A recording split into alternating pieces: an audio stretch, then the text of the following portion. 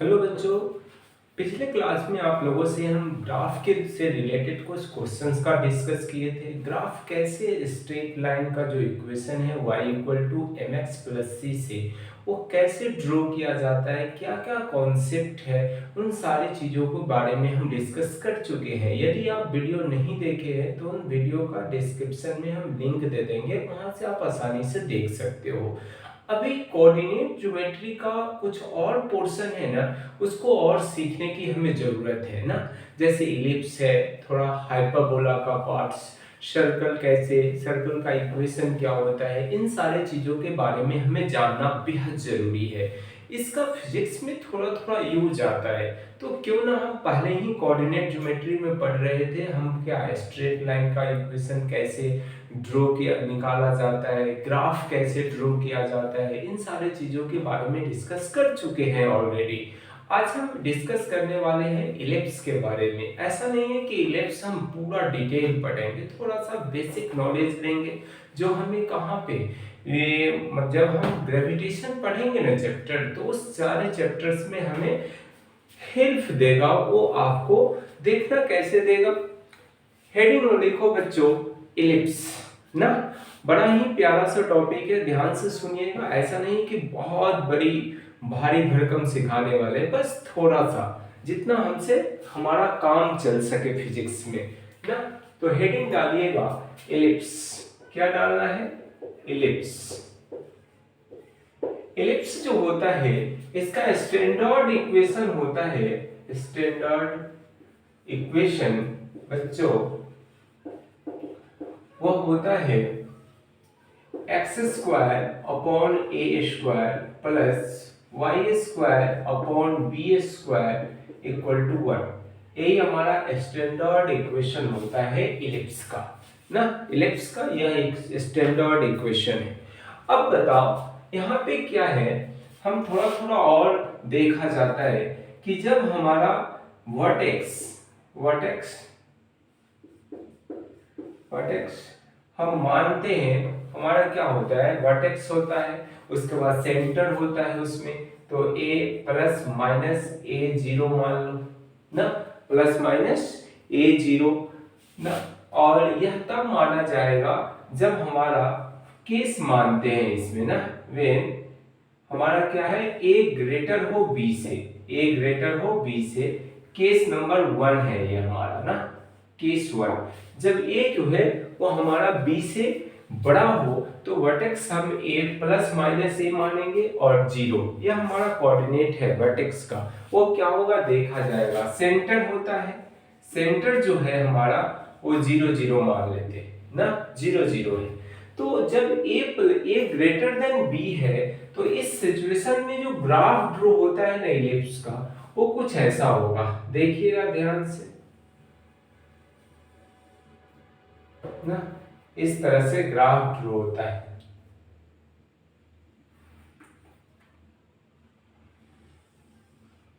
यहाँ पे ना, थोड़ा अच्छा नहीं है लेकिन ऐसा ही है ना, थोड़ा सा ध्यान से देखिए। यही हमारा क्या होता है, वर्टेक्स होता है, जिसको हम प्लस ए जीरो से डिनोट करेंगे, इसको क्या माइनस ए जीरो से डिनोट करेंगे। ये हमारा होता है बच्चों, यह प्लस बी प्लस जीरो और बी रहता है, और यह कोऑर्डिनेट हमारा रहता है क्या, जीरो और माइनस बी का ना। यह जो एक्सिस है इसको हम बोलते हैं semi major axis, semi major axis,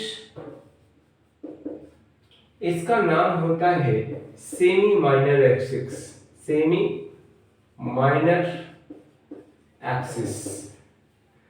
इसका सेंटर यहाँ पे है, सेंटर होता है, यह वर्टेक्स और सेंटर के बीच का डिस्टेंस a है। इधर भी a माइनस का a होगा, इधर क्या होगा माइनस का a, यहां से यहां का। चलिए इलिप्स में दो फोकस होती है ना, यहाँ पे हम मानते हैं, यहाँ पे एक फोकस और यहाँ पे f। इधर क्या मानोगे, f1 है हमारा इधर, तो यह हमारा f2 है।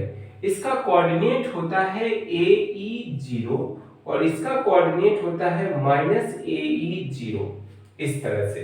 तो फोकस और सेंटर के बीच का जो डिस्टेंस होगा वो AE के बराबर, इधर कितना होगा, इधर भी AE के बराबर, लेकिन नेगेटिव में, नेगेटिव एक्स एक्सिस से। इतना कहानी है।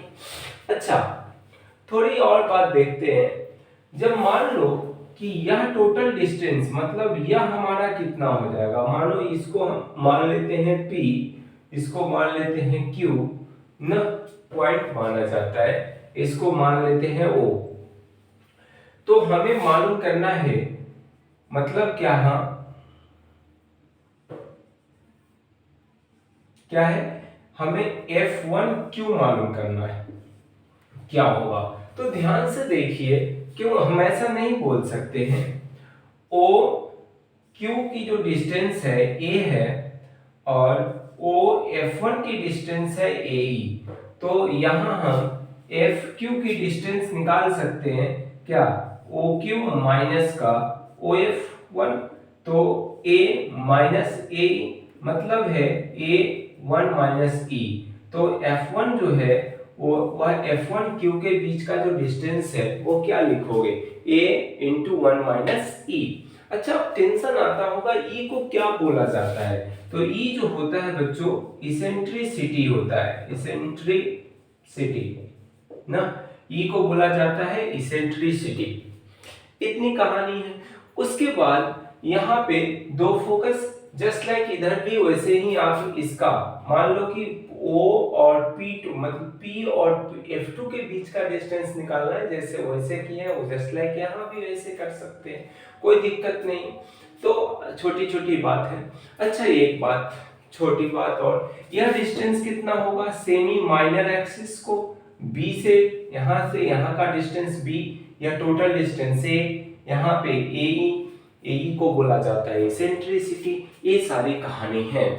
उसके बाद यदि बच्चों हम A इक्वल टू B हो जाए, कंडीशन देखिएगा यहाँ पे, यदि यहाँ पे देख आओ इधर, यदि if A equal to B हो जाए तो बच्चों यह इलिप्स जो है ना वो हमारा क्या देता है, सर्कल बन जाता है। क्या होता है, A equal to B when ellipse जो है, व्हेन इलिप्स ना, इलिप्स मेड इज सर्कल, मतलब सर्कल बन जाएगा ना, या when ellipse will be circle ना,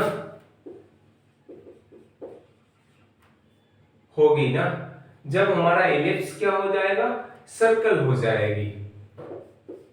इस तरह की कहानी हम लिख सकते हैं। A इक्वल टू B हो जाए तो एलिप्स हमारा क्या हो, एलिप्स जो है वो क्या हो जाएगा, सर्कल बन जाएगी ना, एलिप्स विल सर्कल या विल बी सर्कल, कुछ भी लिख लो, सर्कल बन जाता है। इस तरह की कहानी है।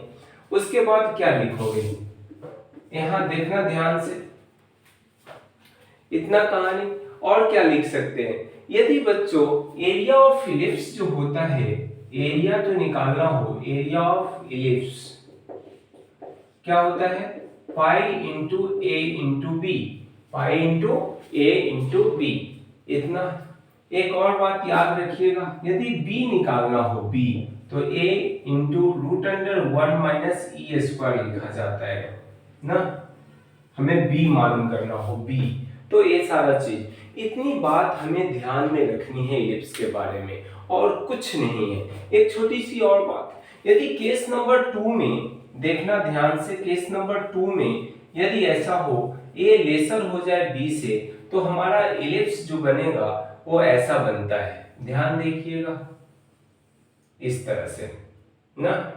यहाँ पे यह क्या हो जाएगा, फिर उसी तरह से यह सेंटर रहेगा हमारा 0 0, यह हमारा क्या है, a 0 रहेगा, ये हमारा माइनस a 0 रहेगा, यह हमारा b क्या रहेगा, ये 0 b रहेगा, ये हमारा कितना रहेगा, 0 माइनस b रहेगा। इस तरह से यह वर्टिकल हो जाएगा इलिप्स, और वह क्या रहेगा, हॉरिजॉन्टल वाला इलिप्स रहेगा। इस तरह की कहानी है। तो ध्यान देने वाली बात है, फिर से ध्यान से जल्दी जल्दी सुनिए। इलिप्स का standard equation x square upon a square plus y square upon b square equal to 1 होती है।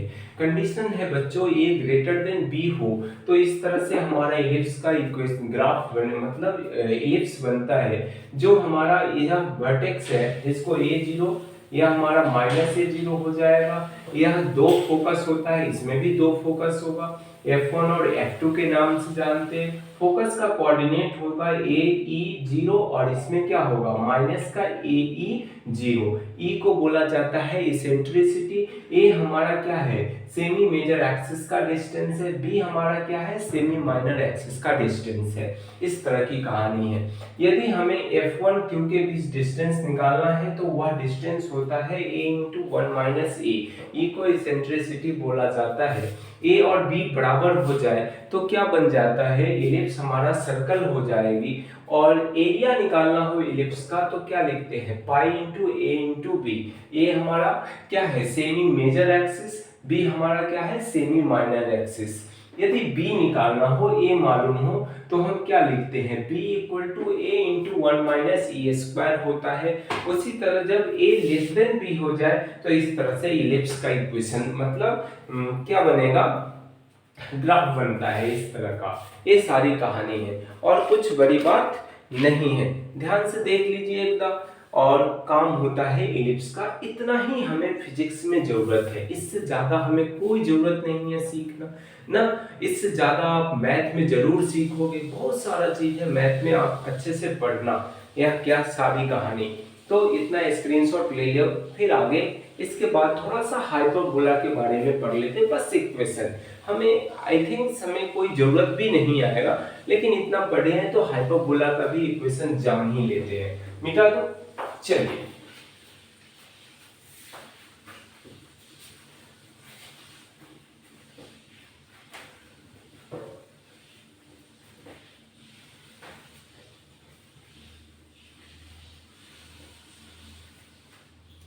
ध्यान से देखिए, हाइपरबोला का जो इक्वेशन होता है स्टैंडर्ड इक्वेशन, वो क्या लिखोगे हाइपरबोला का स्टैंडर्ड इक्वेशन, मात्र यहाँ पे माइनस लगा दीजिए, यही हमारा इक्वेशन बन जाता है ना।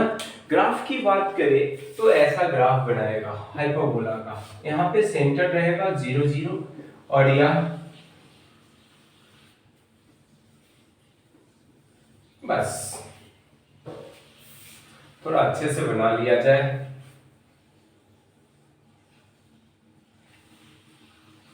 ये हमारा हाइपरबोला का इक्वेशन है और इक्वेशन ग्राफ, खत्म कहानी। इससे ज्यादा हमें कुछ नहीं पढ़ना है, बस आप स्टैंडर्ड इक्वेशन को ध्यान रखें और कुछ नहीं पढ़ना है ना, होती है खत्म कहानी। मिटा दो, चलिए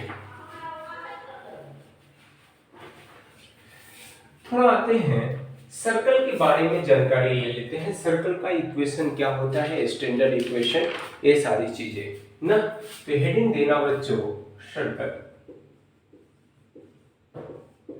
देखना ध्यान से, ये हमारा सर्कल है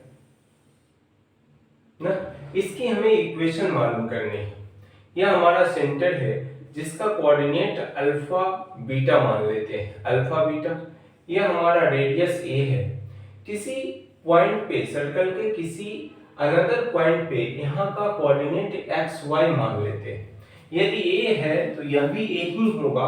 तो अब क्या है, यह रेडियस ही ना है, तो जितना हमें रेडियस बनेगा सब ए के बराबर है। अब हमारा मन है कि इस सर्कल के इक्वेशन मालूम कर लो। तो क्या है बच्चों, जब दो पॉइंट का कोऑर्डिनेट मालूम होता है तो आपको मालूम होना चाहिए कि उसका लेंथ कैसे मालूम करते हैं। तो देखना, a = ऐसा लिख सकते हैं, देख तो a = √x - a का whole square plus y - b का होल स्क्वायर, ऐसा ही ना लिखते हैं ना। लेंथ का फॉर्मूला क्या होता है, L = √Δx का होल स्क्वायर प्लस Δy का होल स्क्वायर, यही ना लिखा जाता है। ये सारी कहानी है। तो अब क्या करोगे, यहाँ पे बोथ साइड स्क्वायरिंग कर देते हैं, बोथ साइड स्क्वायरिंग। बच्चों ध्यान से देखो, तो क्या बनेगा, A square equal to X minus A का whole square Y minus B का होल स्क्वायर, स्क्वायर करने के बाद रूट गायब हुआ है ना। तो यही हमारा क्या है, हम इसको थोड़ा सा सजा कर लिख लेते हैं ना, इक्वल टू ए स्क्वायर। यही हमारा जनरल इक्वेशन है ना, equation of circle, equation of circle. खत्म कहानी, इतना ही हमें जानना है सर्कल की, इससे ज्यादा कुछ नहीं जानना है। किसी के माइंड में आएगा कि देखो यदि सेंटर का कोऑर्डिनेट अल्फा बीटा है तो क्यों, अच्छा गलत तो किए हैं, क्या है यह कोऑर्डिनेट हमें ए भी लिखना चाहिए क्या, अल्फा बीटा ना, अल्फा और यहाँ पे बीटा आएगा, यहाँ भी आएगा बच्चों बीटा, यहाँ भी आएगा अल्फा, क्योंकि कोऑर्डिनेट हमारा अल्फा बीटा है, हमने ए और बी मान लिया ना, तो ये हमारा सही है। अब यदि यही अल्फा और बीटा जो है वह कोऑर्डिनेट 0 0 हो हमारा, तो इक्वेशन क्या बनता है सर्कल का, x square y square equal to a square बन जाएगा। तो यह भी हमारा क्या है, सर्कल का ही इक्वेशन है, जनरल इक्वेशन। जब यह तब होगा जब कोऑर्डिनेट जो सेंटर जो है ना सर्कल का वो ओरिजिन पे हो, या सेंटर हमारा सेंटर का कोऑर्डिनेट 0 0 हो जाए, तो उस केसेस में हमारा क्या है, इक्वेशन सर्कल का यह बनेगा। यदि कोऑर्डिनेट सर्कल सेंटर का 0 0 नहीं है, कुछ है, वैसे केसेस में यह इक्वेशन देगी। इतना ही हमारा मानना है, इससे ज्यादा आपको कोई जरूरत नहीं है जानने के लिए, फिजिक्स पढ़ने के लिए इतना ही जानिए काफी है ना। स्क्रीनशॉट लो, इसके आगे हो गया, चलिए मिटा देते हैं।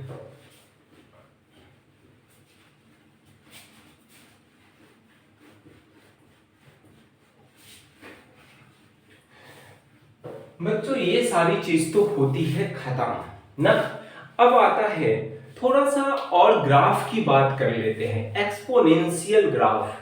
जैसे मान लो कि कोई हमारा e का फंक्शन है ना इक्वेशन, तो वह उसको हम एक्सपोनेंशियल फंक्शन भी बोला जाता है। तो आप फंक्शन बताए थे ना शुरू में कि जो फंक्शन होता है साइनोसोडल फंक्शन होता है, लीनियर फंक्शन होती है, क्वाड्रेटिक फंक्शन होता है, एक्सपोनेंशियल फंक्शन होता है। तो जो भी एक्सपोनेंशियल फंक्शन है उसका हम ग्राफ ड्रॉ करना चाहते हैं, तो हेडिंग लिखना एक्सपोनेंशियल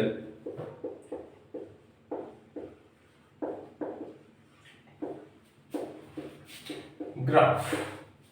एक्सपोनेंशियल फंक्शन का ग्राफ है या एक्सपोनेंशियल ग्राफ। जैसे आपको बता चुके हैं e का वैल्यू जो होता है 2.71, e का वैल्यू अप्रॉक्स 3 के आसपास मान लेते हैं ना।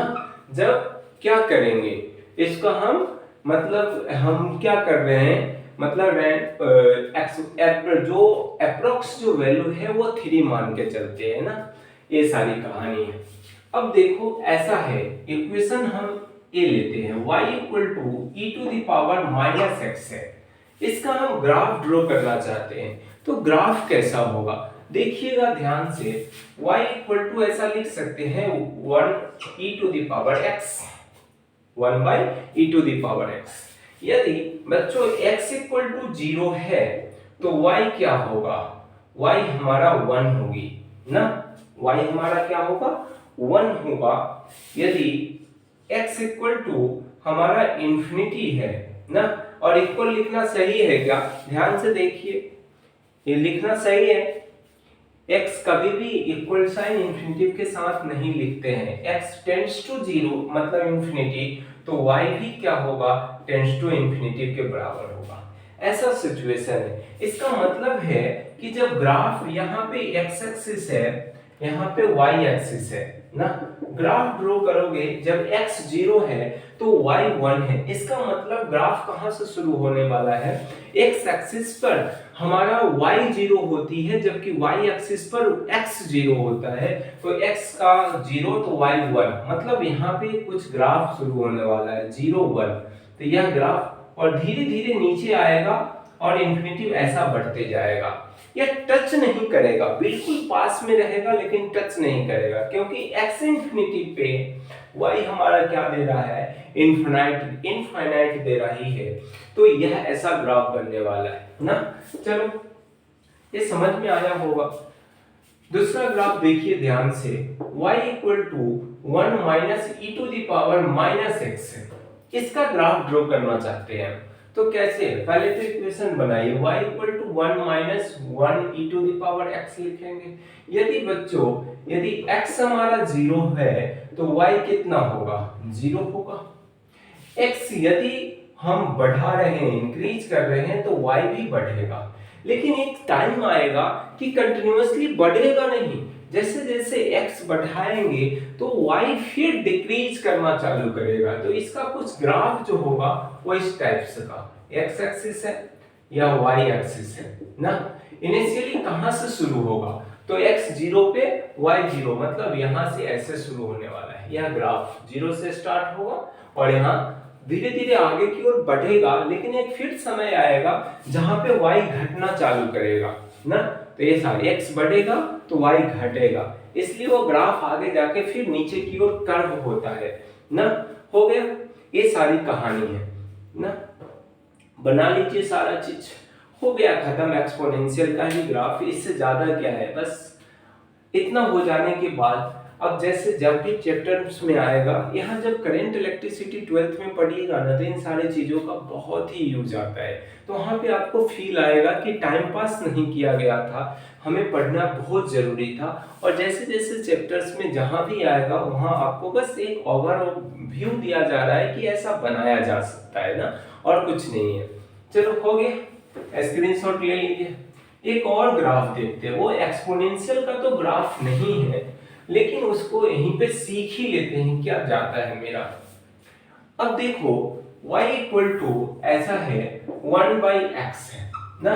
इसका इक्वेशन ये यहाँ दिया हुआ है, तो इसका ग्राफ कैसा बनेगा देखो ध्यान से। यदि बच्चों x इक्वल टू 0 है तो y क्या होगा, बोलो तो। x इक्वल टू 0 है तो y क्या होने वाला है, यहाँ पे 1 बाई 0, मतलब इंफिनिटी, टेंस टू इंफिनिटी। तो यह हमारा क्या लिखोगे, टेंस टू इंफिनिटी। x 0 पे y टेंस टू जी इंफिनिटी है। धीरे धीरे x बढ़ेगा तो y भी बढ़ेगी। y क्या होगा, x बढ़ेगा तो y घटेगा, बढ़ेगा नहीं घटेगा। इसका मतलब है कि सर जो ग्राफ ड्रॉ करोगे ना, यह x एक्सिस है, यह हमारा y एक्सिस है बच्चों। तो जब ग्राफ यदि x 0 है तो y इंफिनिटी है, मतलब कुछ ऐसा होने वाला है। टच नहीं करेगा, बिल्कुल यहां भी टच नहीं करेगा, टच नहीं कराना है, बिल्कुल पास में जाएगा, इतना चिपक के जाएगा कि वो एकदम पास में, मतलब ऊपर क्या है, जब x 0 एकदम पास में, आपको इतना दूर दिख रहा है, इतना दूर है नहीं है, एकदम पास में है। तो x यदि 0 है तो y हमारा क्या दे रहा है, कहीं मिल ही नहीं दे, कहीं दूर से मिलता हुआ दिख रहा होगा ना। तो इंफिनिटी टेंस टू इंफिनिटी। अब मन में याद रखना कि कभी भी इंफिनिटी टेंस टू इंफिनिटी भी लिखना, इक्वल इंफिनिटिव नहीं लिखा जाता। यदि मान लो इक्वल इंफिनिटिव, कितना इंफिनिटिव, कोई लिमिट वैल्यू है कि हो, तो हम टेंस टू लिखते हैं, और यही लिखने का सही तरीका भी है ना। तो यहाँ पे लिखा जाता है, ये ग्राफ बनेगा, दैट्स इट, होता है खत्म। तो यह हमारा जो कोऑर्डिनेट का पोर्शन था, कैसे ग्राफ ड्रॉ करते हैं, हम 2 क्लासेस में इसको हम अच्छे से सीखे हैं। दोनों वीडियो को ध्यान से देखिए, और हम डिस्क्रिप्शन में इन सारे वीडियो का लिंक जरूर दे देंगे। वहां से यह हमें क्या बताता है कि ग्राफ कैसे ड्रॉ करते हैं ना, फिजिक्स में इन सारी चीजों का यूज कैसे किया जाता है, इन सारे चीजों को हम यूज करके भी आपको दिखाए हैं ना। यहाँ पे इन सारे चीजों को यूज नहीं किया गया है। जैसे जैसे क्वेश्चन आएगा तो आपको आसानी से वहां पे यूज करके दिखाएंगे, याद भी आ जाएगा। तो ये सारा चीज है। अब अगला क्लास में हम डिस्कस करने वाले हैं बच्चों को, मतलब कैलकुलस, जिसमें हम डिफरेंशिएशन पढ़ेंगे, इंटीग्रेशन पढ़ेंगे, पार्शियल डिफरेंशिएशन पढ़ेंगे, फिर उसी में मैक्सिमा मिनिमा वैल्यू कैसे फाइंड आउट किया जाता है, इन सारे चीजों के बारे में डिस्कस करने वाले हैं। बड़ा ही इंपॉर्टेंट है। वहां जैसे ही फिजिक्स स्टार्ट करेंगे ना, तो उन सारे चीजों का यूज आएगा एकदम जस्ट तो वो सारा चीज अगली क्लास में हम डिस्कस करने वाले हैं। कैलकुलस और कैलकुलस का यूज क्यों आता है फिजिक्स के अंदर, क्यों यूज करते हैं। तो कैलकुलस का जो एक मेन पोर्शन है हमारा पहला डिफरेंशिएशन, उसके बाद पढ़ेंगे पार्शियल डिफरेंशिएशन, उसके बाद पढ़ेंगे इंटीग्रेशन, उसके बाद पढ़ेंगे डेफिनेट इंटीग्रेशन, और तब जाके हमारा उसी में पढ़ा जाएगा मैक्सिमा मिनिमा डिफरेंशिएशन के केस में ही। तो इन सारी चीजों को पढ़ने के बाद फिर हम फिजिक्स का जो फर्स्ट यूनिट है यूनिट डायमेंशन उसको स्टार्ट करेंगे। अभी 5-7 क्लास लगेंगे, इन सारे चीजों को बड़े ही स्मूथली तरीके से पढ़ा जाएगा, कोई शॉर्टकट नहीं। तो अगले क्लास में आपसे मिलते हैं बच्चों, दैट्स इट।